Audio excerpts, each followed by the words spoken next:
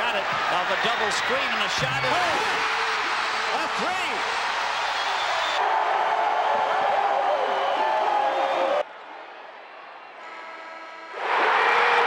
It's the belief in that building. It's knowing that no matter what the score is or who the opponent is, Iowa State has a chance. It's just magical. It's this feeling that you have whenever you step on the court. It's a combination of the concrete, the fan base, and having a good team. When you're in the lull, you're struggling, the crowd picks you up, and that's magic. Long before Hilton Magic was a well-known term across the college basketball world, Hilton Coliseum was being built back in 1971, but there wasn't magic built into the concrete. That came over a decade later. Most fans would tell you that Hilton Magic was born the day that Barry Stevens hit a buzzer beater to beat Missouri in 1983.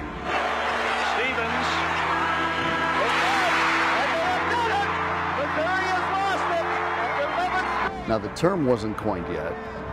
That was a few years later when the term came along with Buck Turnbull in the Des Moines Register. Before Johnny Orr came to Ames, Iowa State had made just one NCAA tournament ever. He made the tournament 6 times in his career, and a once dormant program became relevant. Stevens, Hornacek down to the key. Here comes, it's good. Hornacek. Johnny Orr was the father of Hilton Magic, no doubt. It was his teams that really got the ball rolling, with Iowa State being an incredibly tough place to play at home. His style, his flair, the fans loved him. Get out, stomp on the floor, get his guys going, and play the style certainly conducive to winning these home games. There's very few things that can shut down a town, but when it seemed like during those glory years in Iowa State, when Coach Orr was on the sidelines, the town really did shut down on game nights. Ames shut down on a December night against arch-rival Iowa and future NBA champion B.J. Armstrong. LaFesta Rhodes became a name that would never be forgotten. The great quote from that was, Johnny Orr having Jim Hallahan next to him on the bench as assistant coach, and Hallahan kept nudging him and go, "Coach, I think we got to get LaFesta some rest." And he said, I looked up at the scoreboard, I said, "He's got 50 points. I'm not taking him out of the game. Let him die out there." That guy has not had the ball for a long time, and he still is able to shoot the ball down. LaFesta Rhodes with 51 points.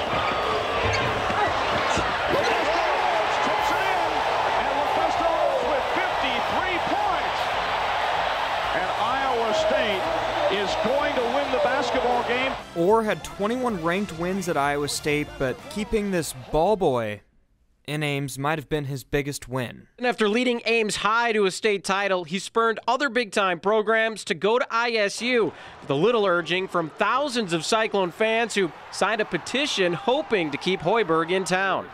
It didn't take long for Hoiberg to experience it as a player. During his freshman year, he witnessed it firsthand against the second-ranked team in the country. Oklahoma State was probably the best game I ever played in, when we were down by over 20 points in the second half, and just saw Justice Thigpen bring us all the way back, get us into overtime. The crowd sensed that every time he touched the ball, it was going up and it was going in. I was very fortunate. I made a free throw at the end of that game to give us a 1-point lead. The whole team ran at Justice coming off a stagger, and got fouled making a layup and made the free throw. He does. And then they called a horrible foul on Justice Thigpen. Ron Zetrick called it. I'll never forget it. And then Darwin Alexander shooting 2 free throws, almost a 90% free throw shooter. It was so loud in Hilton that the backboard was literally shaking. He said later the floor was shaking. And he missed those free throws so bad. And again, that's Hilton Magic. It's over!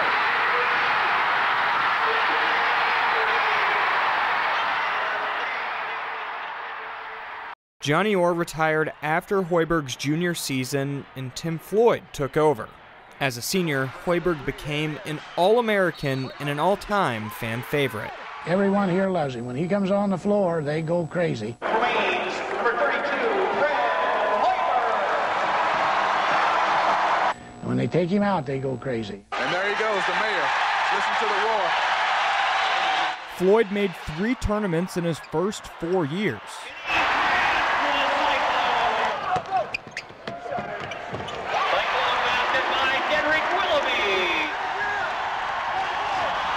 But he left Ames to become the head coach of the Chicago Bulls, and in stepped Larry Eustace.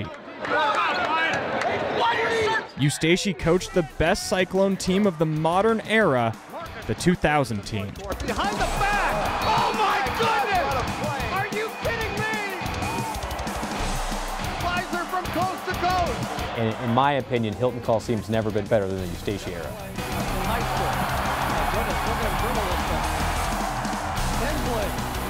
Leaves it for Shirley!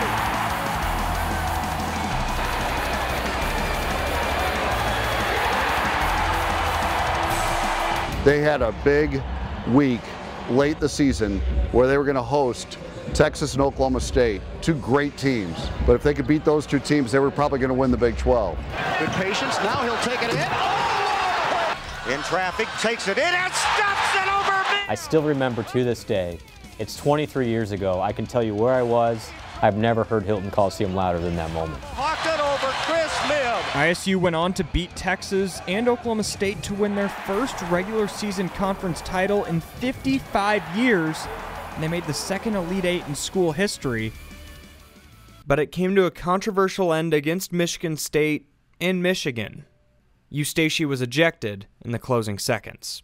2001 saw the Cyclones repeat as Big 12 champs.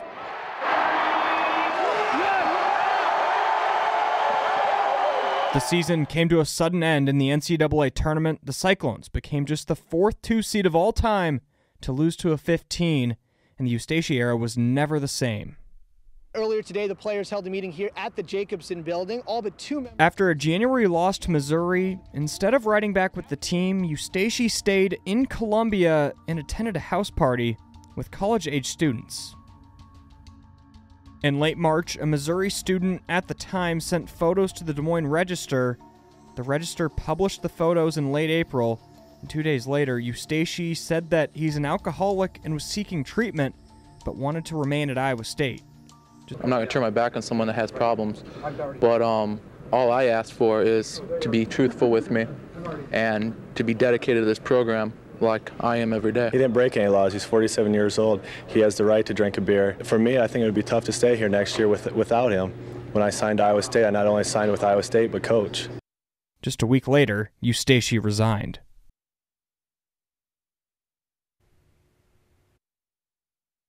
Iowa State hired Wayne Morgan, who had some big wins and made one NCAA tournament appearance, but his tenure came to an abrupt end after just 3 seasons. A CBS Sportsline report alleging that ISU used a company called D1 Scheduling for non-conference games in exchange for recruiting. And just 1 day later, Morgan was fired as head coach of the Iowa State Cyclones after compiling a 55-39 record. Greg McDermott wasted no time in making new friends. He was greeted warmly as he was introduced as the new basketball coach in front of 1,500 Iowa State fans this evening. McDermott knows there's a lot of work to be done, but he feels optimistic about the near future.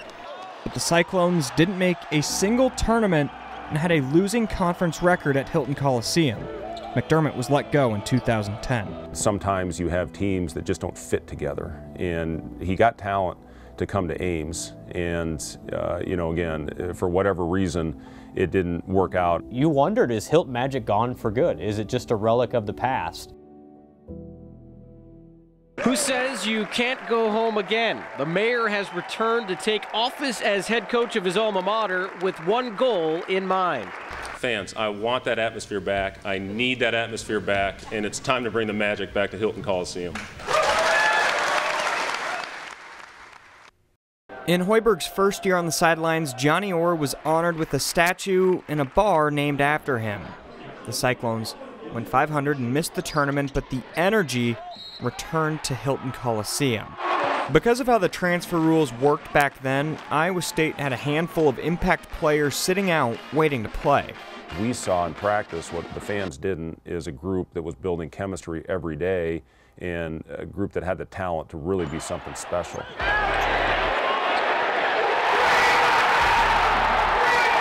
The Cyclones returned to the tournament for the first time in 6 seasons, and then did it again the next year.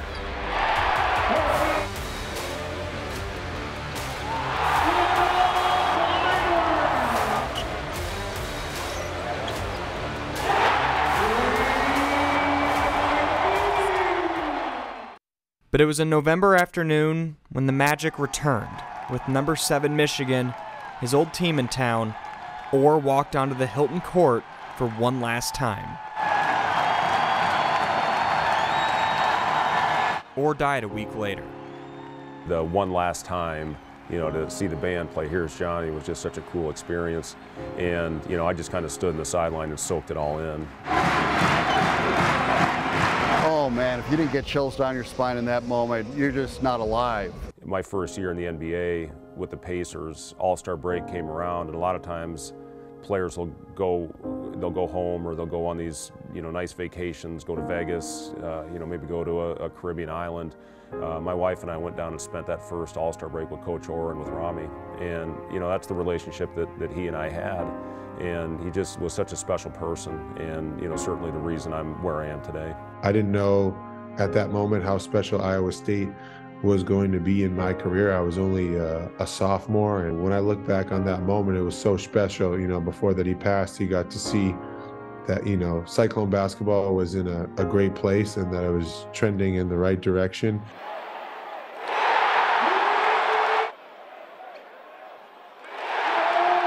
Iowa State beat Michigan 77-70 and returned to the top 25 for the first time since 2006.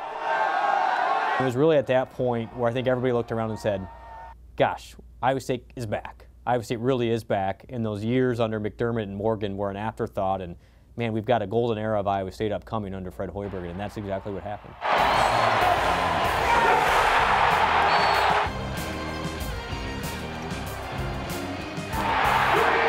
ISU got off to a 14-0 start, the best in school history, and lost just one game at home, setting up senior day with Marcus Smart and Oklahoma State in town. Oklahoma State led by as much as 16 in the second half. Big 12 Player of the Year Melvin Edgem had fouled out, and things were looking dire.